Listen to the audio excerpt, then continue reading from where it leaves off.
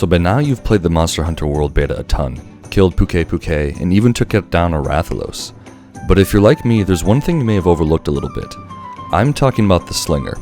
Completely new to Monster Hunter, the Slinger has been created to handle multiple items, as well as increase the fluidity of the environments. You may not have noticed, but the Slinger is actually used quite a lot in the game. So let's take a closer look at exactly how you can maximize the use of your Slinger. First and foremost, the Slinger is used for a lot of various items. In the beta, some of these were given to you, such as poison knives and paralysis knives. These can be used to inflict status ailments on monsters at a distance, and thanks to the Slinger, they are quite accurate and quick. You also know that you can use red pits and rocks as Slinger ammo to draw monsters' attention. But did you know that you can also use this ammo to KO a Kelby, thus breaking its horns, guaranteeing a Kelby horn drop?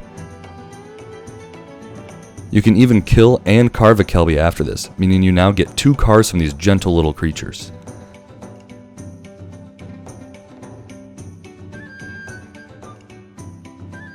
You can also use ammo to cause fruit and other objects to fall into monsters.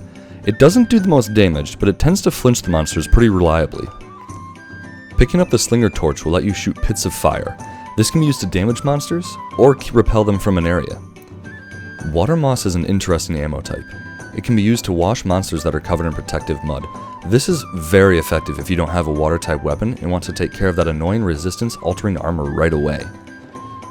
Find an iron helm crab and kick it to release a single piercer ammo. This ammo is particularly effective and can be used to do decent damage to a monster, but be careful as you do only get one at a time from what we've seen so far. Dung pods are the new name for dung bombs. Find or bring some dung along your hunt to turn it into a projectile dung pod. This can be used to remove monsters from an area in case you don't want them around. Flash bombs are also a thing of the past. Find and pick up a yellow glowing flash bug to turn it into a flash pod that you can shoot towards a monster. This is particularly helpful against flying wyverns, as you can incapacitate them immediately if it is thrown in front of them. The game says that bright moss will have the same effect against flying wyverns, but I haven't seen this firsthand. Perhaps you all can get to test this when the game comes out. Set up your palico with a flash fly trap and you can replicate this blinding flash as well. Just shoot it from afar with any Slinger ammo and you're golden. While fighting Diablos in the beta, you may have wished you were given some sonic bombs. Well, those are now screamer pods, and they weren't in the beta as far as I was aware. But did you know that shooting a rock or red pit at Moyos would cause it to shriek a high-pitched frequency? You can summon Diablos to the surface this way, or time it just as Diablos starts digging, and they'll scream in time to trap him halfway above ground for easy attacks.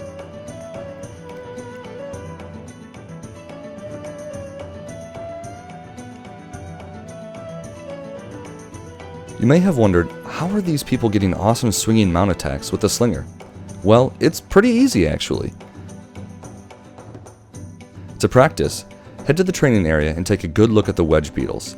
They're easy to spot as they glow and move around a little bit, so keep an eye out for them in the wild because these are your ticket to hunting in style. Put your weapon away and aim your Slinger with L2. Find a wedge beetle and press circle to shoot your Slinger at it to start swinging.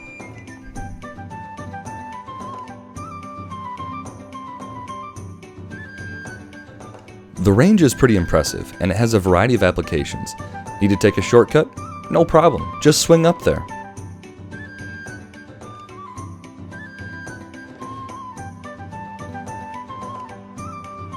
Need to get the advantage on a monster?